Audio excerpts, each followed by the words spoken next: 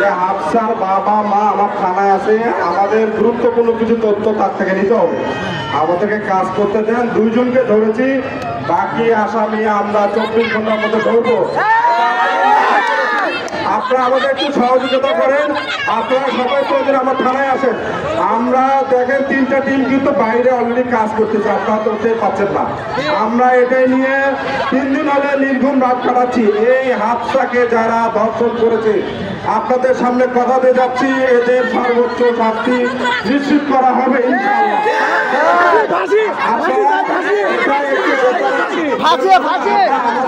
একটু সহযোগিতা করেন, সবাইকে ধন্যবাদ।